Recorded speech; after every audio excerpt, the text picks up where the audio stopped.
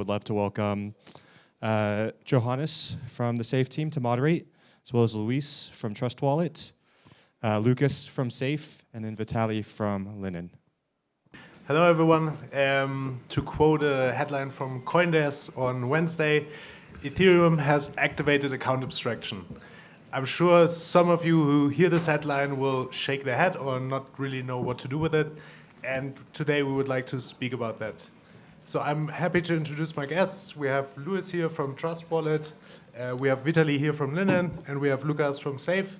Maybe a quick round of applause.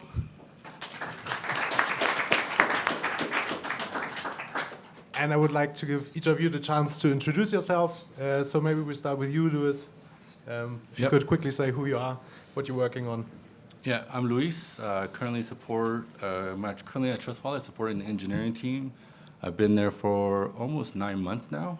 Previously working at Coinbase, and prior to that, working in various security and infrastructure projects. Hi, my name is Vitaly. I'm a co-founder of Linen Wallet, and we've been doing account abstraction using Gnosis Safe for almost 2.5, 3 years. So all this has been in the works already for us. Just recently, a lot of buzz and a lot of news in regards to account abstraction, but long story short, our users have been enjoying this for quite some time already. Hey all, I'm Lukas, I'm from Safe. I've been leading the spin-off of Safe from Gnosis last year together with my colleagues. We've been building smart contract accounts since 4 years. Started off as an internal project, so Gnosis had a lot of funds they had to manage, and they wanted to have them in self-custody. There wasn't a really good solution out there that was secure and usable enough, so Stefan just went ahead and built it and open sourced it. Everyone started using it. It became like a project within Gnosis, and at some point it became too big to kind of manage within Gnosis, so we spun it off, and now it's living with its own focus in parallel with Gnosis Chain. Cool, thank you, everyone. Maybe to create some common understanding amongst us, but also for the audience, could you quickly describe what is account abstraction for you, and maybe also where does the recent interest come from? Starting again with you, Luis. Yeah, I mean, I think for us at Trust Wallet and just in general, I think for us it's like an opportunity to kind of shift our focus to more like user experience problems that currently we've been experiencing all these pain points with users and dApp developers and wallet creators, and we spend a lot of our collective energy trying to solve for that or create some workarounds. So for us, account abstraction kind of solves for a lot of these classes of problems, and now kind of puts our energy into these new areas where we say, okay, with these new tools, we could build these new experiences. And so the way I think of it is more of, we could stop thinking about some of these pain points and start focusing on some of the experiences that currently the ecosystem is lacking. I think the simplest way to put account abstraction is it's a separation of signers from an account on a blockchain. And about almost 4 years ago, so we recognized that wallets is one of the biggest unsolved problems for the whole ecosystem, and we realized that seed phrase wallets, externally owned accounts, essentially, if we want this industry to grow, it's externally owned accounts is not the right way, and so we kind of started scratching our heads and how can we do it, and essentially it all comes down to we wanted to protect users from themselves because most people actually lose their seed phrases. I lost my seed phrase. A lot of my friends lost seed phrases. My wife lost seed phrase, and it's just we are solving this problem. Actually, it's one of the problems, but there are many other problems that we'll probably touch up on later. I will maybe pick up on that. I mean, you've talked a bit more like what account abstraction enabled, and for me, what account abstraction is more like technical perspective is we make every user account a smart contract, and we can achieve this in a couple of different ways. One is that just like on the blockchain protocol level, every account is a smart contract, and there's no other option. That was initially the idea for Ethereum. It was de-scoped, and we have now this EOA, which we try to kind of remove now again. But it's super hard because like there's a lot of infrastructure built around EOA's private key accounts, and like this, it would be quite a drastic breaking change. So the other option is to just make smart contract accounts more viable, like standardize things around it, so that organically we start moving as an ecosystem to smart contract accounts, and at some point when there's just majority already on smart contract accounts, we can just enshrine it in the protocol level, and that's what's currently planned with 4.3.7. It's like it solves like some standardization around smart contract accounts, mainly around the relaying part, and then the idea is that once we have more adoption, that then we enshrine something similar to 4.3.7 on the protocol level. That already answers part of my next question. No problem. 4337, ERC 4337 has been talked about for a long time now. Now it has the contracts have finally been deployed. There's bundlers available who will accept user operations. What for you as projects concretely changes now that ERC 4337 is live? Vitaly, maybe we start with you this time. So I think we've been doing like account abstraction for 2.5 years, and essentially 4337 allows us to do whatever we already been doing most of the things on Gnosis SAPE contracts. So I think I'm like excited about the possibility of using like biometrics to authenticate to get access to a wallet instead of a private key. And I guess we'll just evaluate how we want to proceed with that, because we have already built a lot of things that 4337 offers. Lukas, what about you? So we have a different challenge at Trust Wallet. Like we kind of support a multi-chain ecosystem. So we support EVM and non-EVMs. We have really wide support for several ecosystems. We have a strong commitment to continue to support these ecosystems and even the new ecosystems coming on board. And the challenge for us is, how do we provide our users this new experience with like account abstraction, EOA?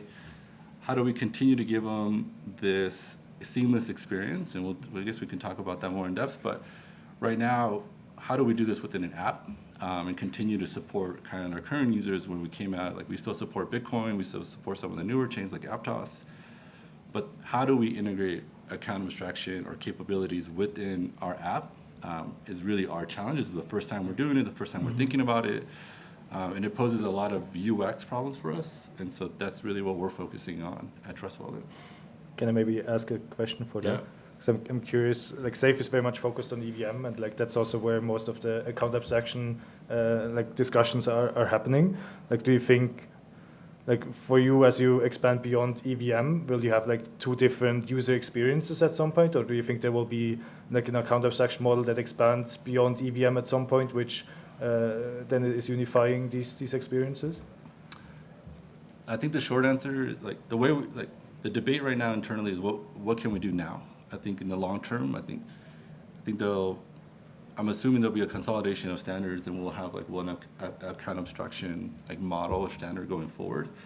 However, just seeing the ecosystem still has a lot to adapt. There's some early adopters, there's some new chains coming out with like native account abstraction from the get-go, but then we have the older chains. Like, what are we going to do with the older chains? So to be short, I don't know the answer. We don't know the answer internally. And it's a topic of debate within our team at the moment. And how do you handle it right now, that you have these different chains with different properties? It's mostly just an HD wallet, so it's very easy, simple. It's a known pattern. But so imagine fast forward, how do you as a smart contract wallet And different types of wallet. If you just abstract the concept of different wallets, how do you support different wallets with and out? And further, like it kind of like it created a forcing function for us at Trust Wallet. I think, okay, forget about the wallet. Like, what is the user experience for the user? Doesn't care if it's a smart contract wallet or if it's an EOA wallet. And that's kind of the question we're trying to wrestle with internally is, can we start create these abstractions for our users, and what does that look like? And hopefully we'll have a better answer later on this year. But we have a team of people kind of working through these problems. Yeah, awesome. What feature are you most excited about in relation to account abstraction? What is the thing that keeps you awake at night, where you think about, if we can enable this is going to change wallet UX completely? Is there such a thing for you? Maybe starting with you, Lukas. Yeah, I mean, there's of course many things, both in security and usability, that can be improved. Like the common answers are like social recovery and like batch transactions. But what really excites me is that you have suddenly like programmable account where you can give, you can have a self-custodial account, but then give certain permissions to trusted parties, but in a way that's like transparent and like trustless, and at any point you can remove these permissions again. So say you have your regular self-custody wallet, which you control the main keys. No one else can censor you. No one else can like take away your assets. But then you can have a key with someone else that can recover your account, like do a key rotation under certain conditions. Like you can have a time lock bond that needs to be associated with that. It can be like multiple trusted parties that need to all agree on this recovery or something like that. Or you can have a party that needs to check every transaction and give an attestation like this is like secure, this is legit, this is compliant or whatever. And you can say, I select this party to do these checks. And you can at any point remove these checks or this third party and say like it started censoring me, I just cut the cords. And like we call this hybrid custody. It's like not fully self-custodial or like not custodial, or like it mixes the benefits from both. You have full control, but you can have some other people like support you, like outsource some of the responsibility for managing your account. Vitaly, what about you? Yeah, actually, I'll just explain. I mean, we've been the way we've been thinking about this. Like, I completely agree, and like, I think we are the most excited about it. The recoverability of these accounts. So, I think the way it should work is you have an account, and you have multiple, trusted parties that connect. Act as signers, and some signers can. Only approve certain transactions, like, for example, wallet recoveries. And I think, like, down the roads, we'll have, like, besides trusted parties like family and friends, we can even have, like, a centralized exchange being one, or your bank being one of the trusted party, or your lawyer or your accountant to help you recover your wallet. And I think this is, like, what will move this industry forward, because people, like most people who are not crypto native, they don't understand this notion. If you lose a password or your private key, you cannot like get access to your funds. So I think like this is how most people lose their assets. Yeah, I think for me, it's I'm looking forward to a lot of currently the experience right now is it's filled with interrupts and this like discontinuity. So you're like, you want to go through a transaction, whatever experience you have, it's like approve, sign, and like it's just constant iteration. When you want to do even a cross-chain swap, it's even more. But being able to go through this seamless, continuous experience, like there's like session keys, and being able to have an event. So for 2 or 3 hours, you don't have to worry about your wallet. You can just experience whatever the developers or whatever that event is without having to sit there and click through every single moment, right? I think those experiences are going to be what's really powerful for crypto, where people can just like have an event, download the wallet, and just immediately start engaging and not have to worry about what happens after that. And that continuity is, I feel like, something that's really missing in the experience. And what would be features for you where you would say, if we can enable these features, that would actually make sense to build 2 separate products to utilize kind of these advantages in our product, but we cannot utilize them in others? Would there be something for you as Trust Wallet? I guess because the rest is more Yeah. EVM focused, so the path is a bit clearer, at least for now. So we're like, so the users we have, like people don't want to download like 50 apps, 50 products. They want to experience these things natively within the app. I don't know, like we've thought about like, do we split it? Do we have a smart contract app and then we have like a regular traditional app? But does that create more confusion for the user? Does that really help the user in the long term? How do you manage multiple balances and multiple bank accounts? To kind of like the way we think about that. I do see a world where we could have different apps. Our goal right now is like finding a way where you can have one experience within one app, like this super app type concept. Just don't know how we would do that effectively yet. I guess kind of, at least from Vitaly and others, the vision is that every account on Ethereum and other chains is at some day a smart contract account. Do you generally agree with that, or do you think there will be in the future a place for EOA wallets, for MPC wallets, I mean also EOA-based, and smart contract wallets, or will it be really only one account standard in the future? Maybe starting with you, Lukas. I mean, every account on the EVM at some point will be a smart contract account, hopefully, otherwise we did something wrong. Whether it takes 1, 2 years or 5 years, we don't know. Probably more than the latter, but we need to go there, and it's also not necessarily mutually exclusive. Like smart contract accounts can be the account that has the logic on chain, but they can be controlled by whatever signer, which can also be MPC, threshold signature, quantum secure signature schemes, whatever. So that's I think the signers will most likely go more into the MPC directions, and then the accounts itself will be smart contract accounts. That's how I would see it. Vitaly? Yeah, I think most people, I agree, at least for EVM compatible chains, that down the road, most likely it's going to be baked into the base layer, this account abstraction. And most people don't understand that, hey, you don't have to, if you don't like, having multiple signers, that's fine.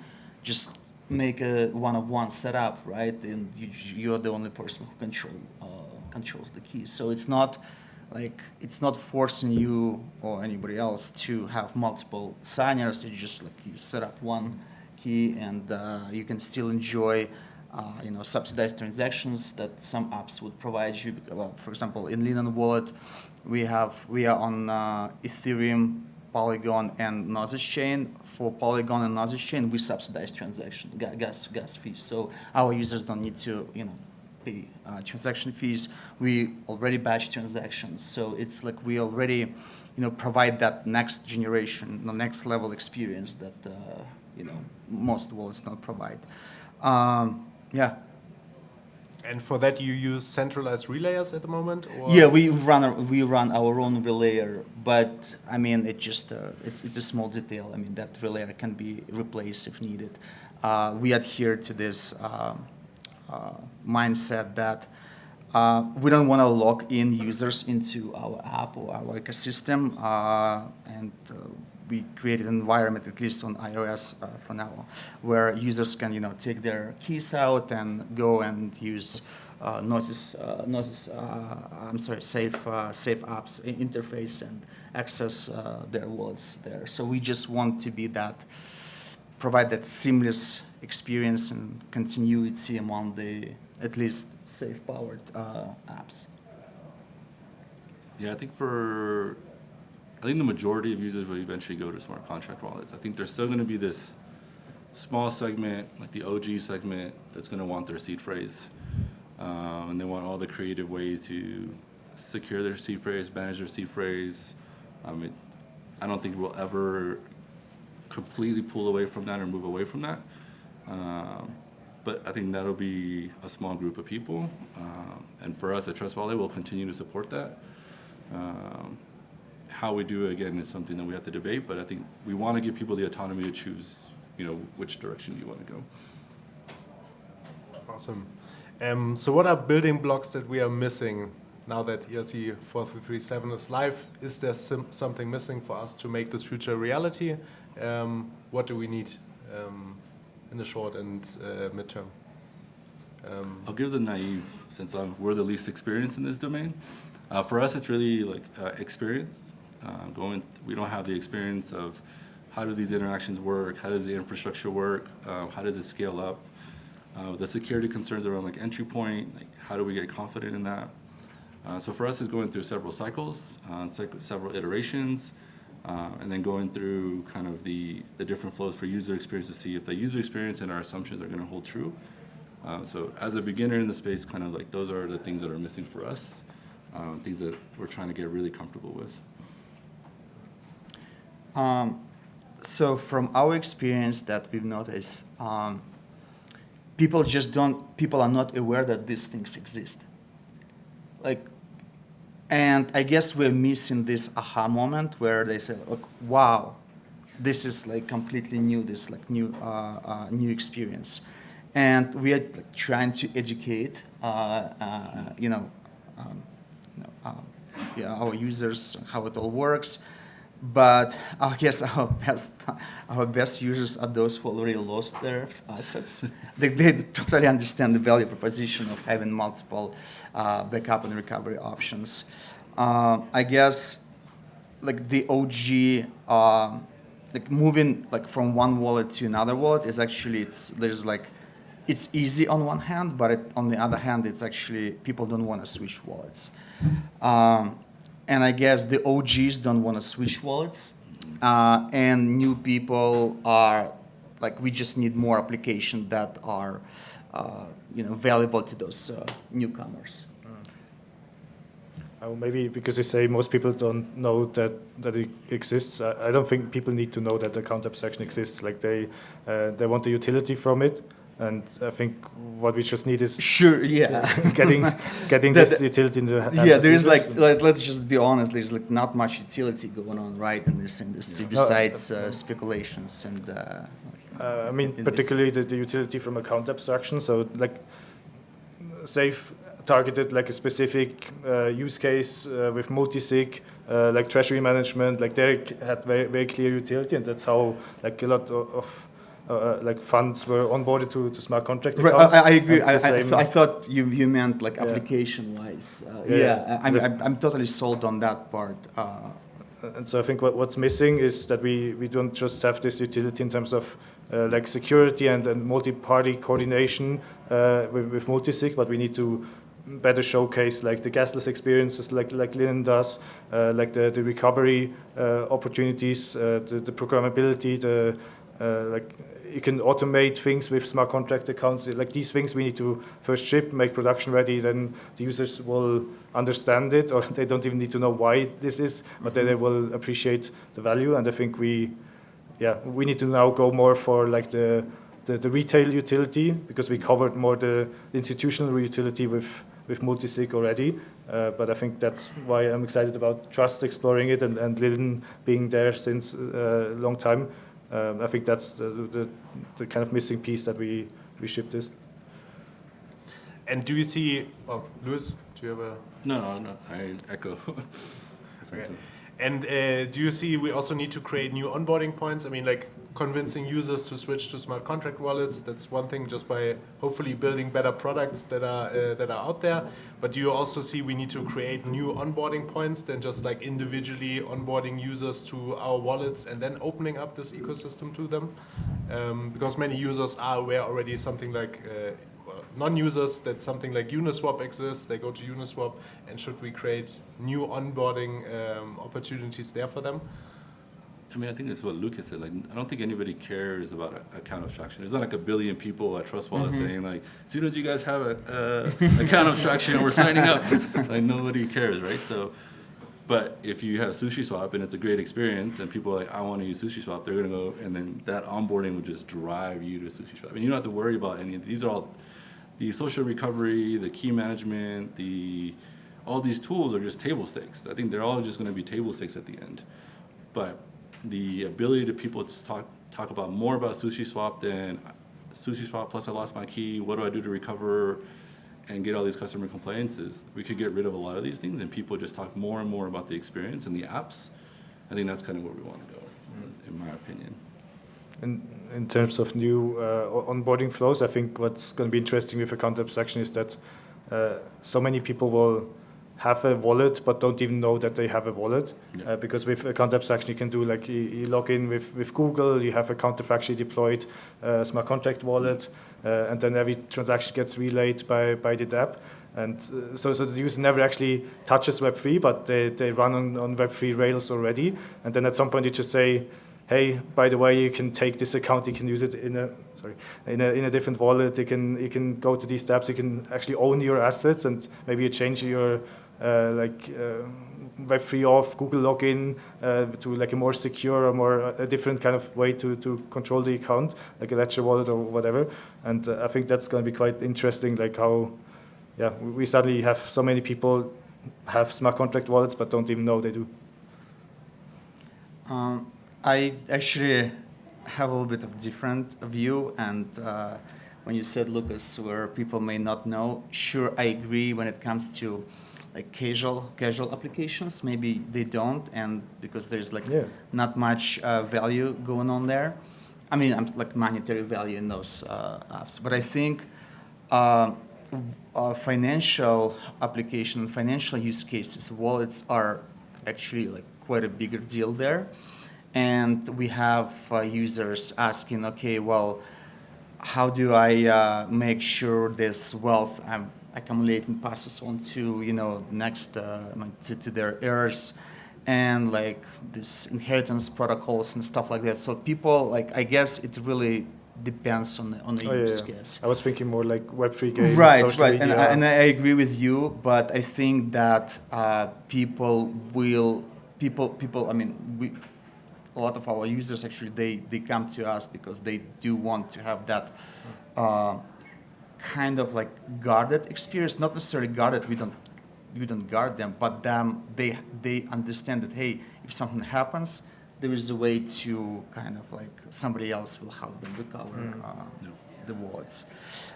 So to long story short, I think financial like wallets that specialize on more investment and financial use cases will have a different layer of security.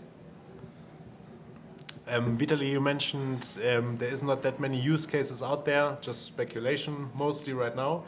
Do you think smart contract accounts will enable new use cases, or are they just compatible with new use cases? I think it's not about account abstractions. I think it's about like apps. If like again, like we should talk about like two different use cases, right? Like financial use cases and non-financial use cases. I think we all understand that crypto has a great product market fit when it comes to investment and speculation, but we still don't see that a killer app when it comes to casual apps like gaming or whatever. And I think once we see those games and that can onboard those like millions of people, that will be, I think, the aha moment for like more mainstream people, that they'll come for games, they'll come for experience. And yes, to your point, account abstraction will and with session keys they'll enable that experience. Luis, any final thoughts on this? I think we slowly need to wrap it up. Okay. No final thoughts. We'll just end there. Lukas? This year is going to be the year of account abstraction. If you're not thinking about it yet, or if you don't understand it yet, make sure to understand it because it's going to be relevant. Well, do we have time for some questions in the audience? Amazing. Then, got the first question there. Shall we bring a mic or? That's fine. Yeah. I'll just say it loud. So thank you for the panel talk. It was really interesting. I'm building a game. It's a Web3 game.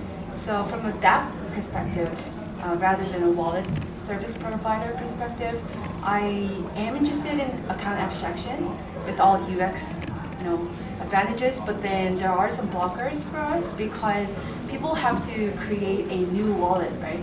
They'll have to create that specified to our dApp. And they have no ways, like, it's very hard for them to connect that wallet created in our dApp in other services. For example, they have accumulated, like they have gained these assets in our game, and then it's, you know, it's gonna be on their newly created wallet, right? But then how are they gonna sell that in OpenSea? Like when it's so hard to, you know, connect that newly created wallet to OpenSea. Like, I see there's like a huge usability issue there from a dApp perspective. How would you comment on that? Are you talking about embedded wallets or you know, wallets that users can connect? Like, what type of wallet are you referring to? Both.